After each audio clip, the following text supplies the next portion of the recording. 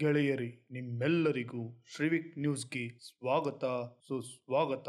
ರಾಯ್ಬರೇಲಿ ಇತಿಹಾಸ ಬರೆದಿರುವ, ಇತಿಹಾಸ ಬರೆಯುವ ರಾಜಕೀಯದ ಕುರುಕ್ಷೇತ್ರದ ಮಹತ್ವದ ತಾಣ, ಕಾಂಗ್ರೆಸ್ಸಿನ ನೆಹರು ಕುಟುಂಬದ ಕರ್ಮಭೂಮಿ. ಇಂಥ ನೆಹರು ಕುಟುಂಬದ ಕರ್ಮಭೂಮಿಯಲ್ಲಿ ರಾಹುಲ್ ಗಾಂಧಿಯನ್ನು ಗೆಲ್ಲಿಸುವುದಕ್ಕೆ ಕಾಂಗ್ರೆಸ್ಸಿನ ನಾಯಕರು ಹಗಲು ರಾತ್ರಿ ಶ್ರಮ ಏಕೆ ಪಡುವಂಥ ವಾತಾವರಣ ಸೃಷ್ಟಿಯಾಗಿದೆ. ಈ ಎಲ್ಲ ವಿಷಯಗಳನ್ನು ಈ ಸಂಚಿಕೆಯಲ್ಲಿ ತಿಳಿಯೋಣ ಬನ್ನಿ. ಮೇ 20 ರಾಯ್ಬರೇಲಿಯಲ್ಲಿ ಲೋಕಸಭಾ ಚುನಾವಣೆ ನಡೆದಿದ್ದು, ರಾಹುಲ್ ಗಾಂಧಿಯನ್ನು ಈ ಚುನಾವಣೆಯಲ್ಲಿ ಗೆಲ್ಲಿಸಲೇಬೇಕೆಂಬ ಕಾಂಗ್ರೆಸ್ಸಿನ ದೊಡ್ಡ ನಾಯಕರು ಸೋನಿಯಾ ಗಾಂಧಿ ಅವರಿಗೆ, ಪ್ರಿಯಾಂಕಾ ಗಾಂಧಿ ಅವರಿಗೆ ಆತಂಕಕ್ಕೆ ಒಳಗಾಗಿದ್ಯಾಕೆ? ಕರ್ನಾಟಕದಿಂದ ಡಿ.ಕೆ. ಶಿವಕುಮಾರ್, ಮಲ್ಲಿಕಾರ್ಜುನ ಖರ್ಗೆ, ಕರ್ನಾಟಕದ ರಾಷ್ಟ್ರೀಯ ಯುವ ಕಾಂಗ್ರೆಸ್ ಲೀಡರ್ ಬಿ.ವಿ. ಶ್ರೀನಿವಾಸ್ ಅವರು ಸೇರಿದಂತೆ ಕಾಂಗ್ರೆಸ್ಸಿನ ಕಾರ್ಯಕರ್ತರು, ಮಂತ್ರಿ ಮಹೋದಯರು ಅಬ್ಬರದ ಪ್ರಚಾರ ಮಾಡಿದ್ಯಾಕೆ? ಭಾರತ್ ಜೋಡೋ ಯಾತ್ರೆ, ಭಾರತ್ ಜೋಡೋ ನ್ಯಾಯ್ ಯಾತ್ರೆ ಮಾಡಿದಂಥ ನಾಯಕನಿಗೆ ತನ್ನ ಕುಟುಂಬದ ಕರ್ಮ ಭೂಮಿಯಲ್ಲಿ ಅಬ್ಬರದ ಪ್ರಚಾರ ಬೇಕಾಗಿತ್ತ? ಯಾವ ಭಯ ಸೋನಿಯಾ ಗಾಂಧಿ ಅವರಿಗೆ, ಪ್ರಿಯಾಂಕಾ ಗಾಂಧಿ ಅವರಿಗೆ ಮನೆ ಮಾಡಿದೆ? ರಾಯ್ಬರೇಲಿಯ ಇತಿಹಾಸವೇನು? ಈ ರಾಯ್ಬರೇಲಿ ಕ್ಷೇತ್ರದಲ್ಲಿ ಮೊದಲ ಬಾರಿಗೆ 1952ರಲ್ಲಿ ಸಂಸದರಾಗಿದ್ದು ಫಿರೋಜ್ ಗಾಂಧಿ. ಈ ಫಿರೋಜ್ ಗಾಂಧಿ ಯಾರು ಗೊತ್ತಾ? ಇಂದಿರಾ ಗಾಂಧಿಯವರ ಗಂಡ.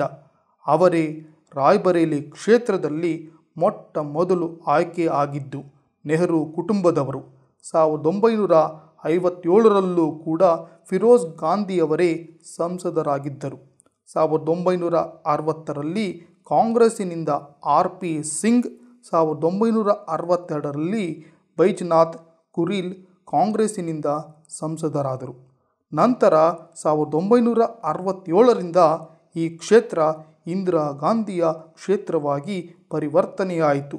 1971ರಲ್ಲೂ ಕೂಡ ಮತ್ತೆ ಇದೇ ಕ್ಷೇತ್ರದಿಂದ ಸಂಸದರಾಗಿ ಆಯ್ಕೆಯಾದರು ಇಂದಿರಾ ಗಾಂಧಿ.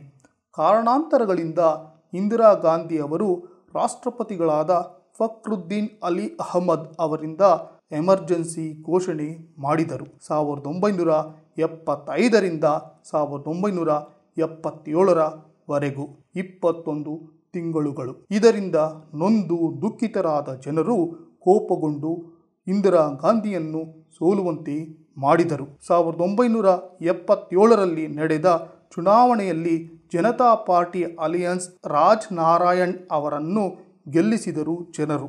ಇಂದಿರಾ ಗಾಂಧಿಯ ಎರಡನೇ ಮಗನಾದ ಸಂಜಯ್ ಗಾಂಧಿ ಕಾಂಗ್ರೆಸ್ ಪಾರ್ಟಿಯನ್ನು ಮತ್ತಷ್ಟು ಬಲಪಡಿಸಿ ಇದೇ ರಾಯ್ಬರೇಲಿ ಕ್ಷೇತ್ರದಿಂದ ತಾಯಿಯನ್ನು ಮತ್ತೆ ಗೆಲ್ಲುವಂತೆ ಮಾಡುತ್ತಾರೆ. 31 ಅಕ್ಟೋಬರ್ 1984 ಇಂದಿರಾ ಗಾಂಧಿ ಮರಣವಾದ ಬಳಿಕವೂ ಕಾಂಗ್ರೆಸ್ ಪಾರ್ಟಿಯ ಭದ್ರಕೋಟೆಯಾಗಿತ್ತು ಈ ರಾಯ್ಬರೇಲಿ.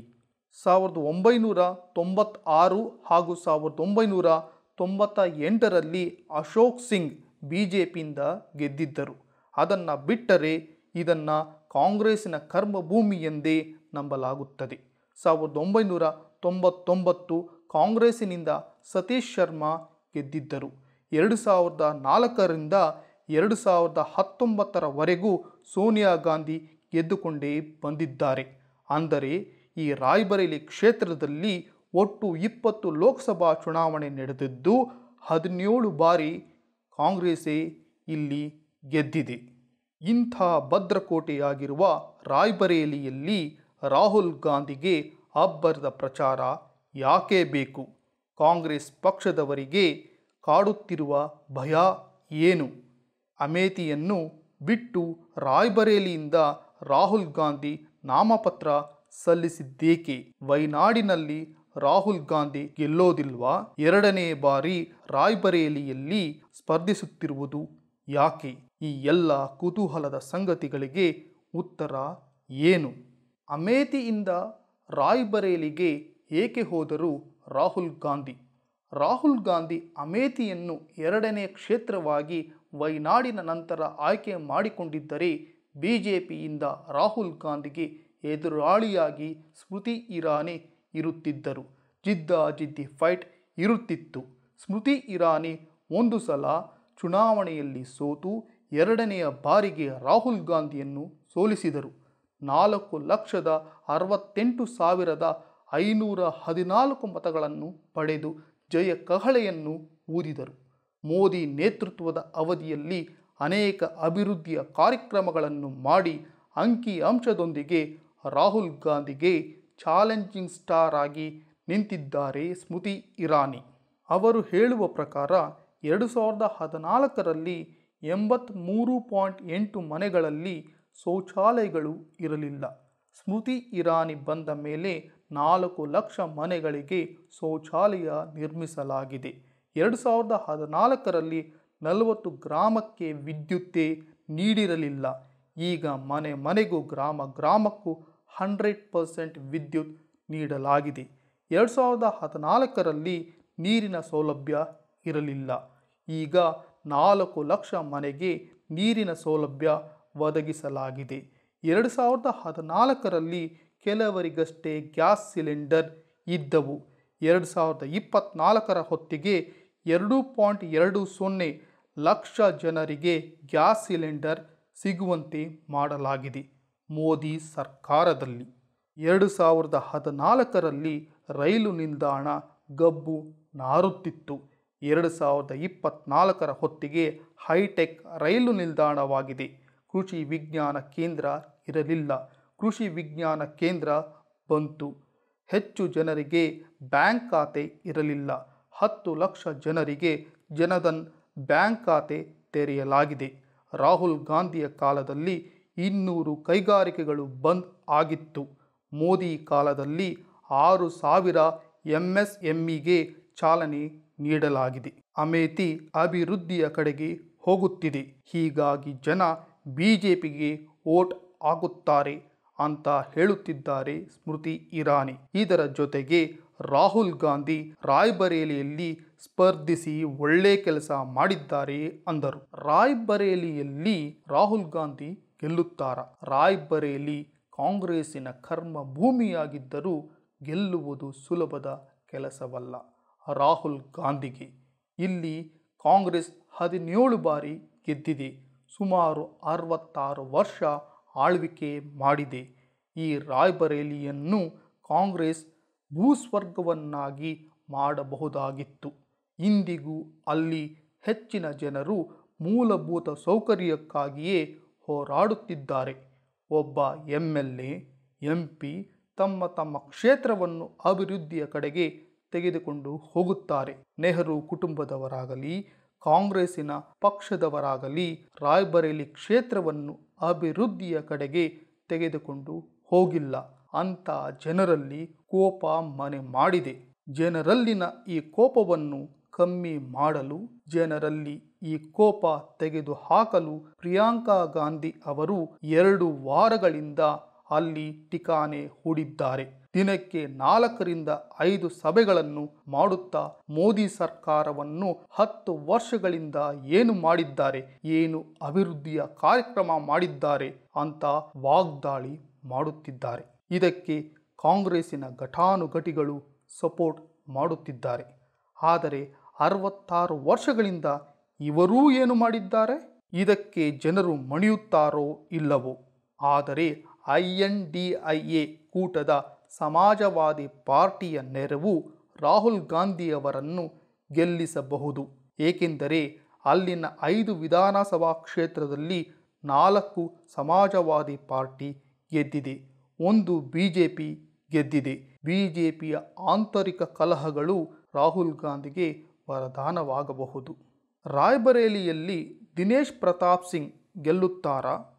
ದಿನೇಶ್ ಪ್ರತಾಪ್ ಸಿಂಗ್ ಅವರಿಗೆ ಹೇಳಿಕೊಳ್ಳುವಂಥ ವರ್ಚಸ್ಸು ಇಲ್ಲ. ರಾಯ್ಬರೇಲಿಯಲ್ಲಿ ಒಟ್ಟು 5 MLA ಕ್ಷೇತ್ರಗಳು ಇದೆ. ಅದರ ಪೈಕಿ 4 MLAಗಳು ಸಮಾಜವಾದಿ ಪಾರ್ಟಿಯಿಂದ ಗೆದ್ದಿದ್ದಾರೆ. ಒಬ್ಬರು ಮಾತ್ರ ಬಿಜೆಪಿ MLA ಗೆದ್ದಿರೋದು. ಅವರ ಹೆಸರು ಅದಿತಿ ಸಿಂಗ್ ಅಂತ. ಈ ಅದಿತಿ ಸಿಂಗೂ ದಿನೇಶ್ ಪ್ರತಾಪ್ ಸಿಂಗೂ ಒಬ್ಬರ ಕಂಡ್ರೆ ಒಬ್ಬರಿಗೆ ಆಗಲ್ಲ.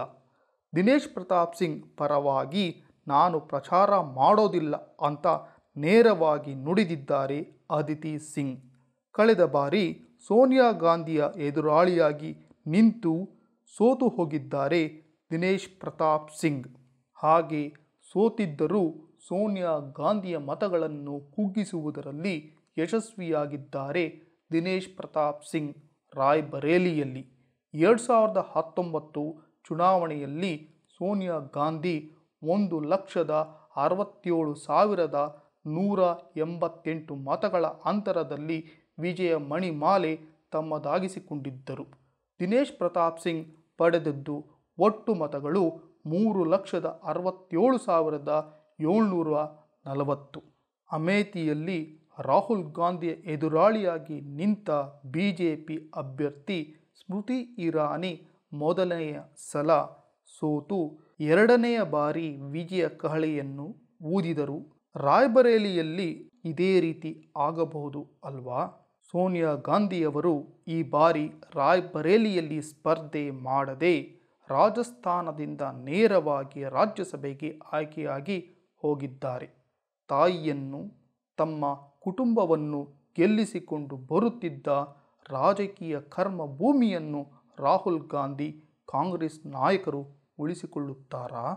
ಇತ್ತ ರಾಯ್ಬರೇಲಿ ಕ್ಷೇತ್ರವನ್ನು ಬಿಜೆಪಿ ತನ್ನ ತೆಕ್ಕೆಗೆ ತೆಗೆದುಕೊಳ್ಳಬೇಕು ಅಂತ ಅಮಿತ್ ಶಾ ಅವರೇ ದಿನೇಶ್ ಪ್ರತಾಪ್ ಸಿಂಗ್ ಪರವಾಗಿ ಪ್ರಚಾರ ಮಾಡಿದ್ದಾರೆ. ಎಲ್ಲ ಬಿಜೆಪಿ ಕಾರ್ಯಕರ್ತರಿಗೂ ಬಿಜೆಪಿಯ ಮುಖಂಡರಿಗೂ MLA ಆದ ಅದಿತಿ ಸಿಂಗೂ ದಿನೇಶ್ ಪ್ರತಾಪ್ ಸಿಂಗ್ ಪರವಾಗಿ ಪ್ರಚಾರ ಮಾಡಿ ತಮ್ಮ ತಮ್ಮ ಜಾತಿಯ ವೋಟು ಕಡ್ಡಾಯವಾಗಿ ಬಿಜೆಪಿಗೆ ಬರುವಂತೆ ಮಾಡಬೇಕು. ಜೊತೆಗೆ ರಾಯ್ಬರೇಲಿಯಲ್ಲಿ ಅಭಿವೃದ್ಧಿಯ ಕಡೆಗೆ ಹೋಗಬೇಕು ಅಂದರೆ MP ಅನ್ನುವ ಬೀಗದ ಕೈ ಬಿಜೆಪಿಯ ಕಡೆ ಇರಬೇಕು ಅಂದರು. ಯೋಗಿ ಆದಿತ್ಯನಾಥ್ ಮೋದಿ ಅಲೆ ಎಷ್ಟರ ಮಟ್ಟಿಗೆ ಸಪೋರ್ಟ್ ಮಾಡಬಹುದು? ಗೆಳೆಯರೇ, ರಾಯ್ಬರೇಲಿಯಲ್ಲಿ ಯಾರು ಗೆಲ್ಲಬಹುದು?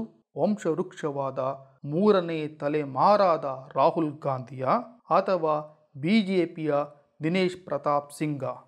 ಜೂನ್ 4ರವರೆಗೂ ಕಾಯಬೇಕು. ಮುಂದಿನ ಸಂಚಿಕೆಯಲ್ಲಿ ಮತ್ತೊಂದು ವಿಷಯದೊಂದಿಗೆ ಭೇಟಿಯಾಗೋಣ.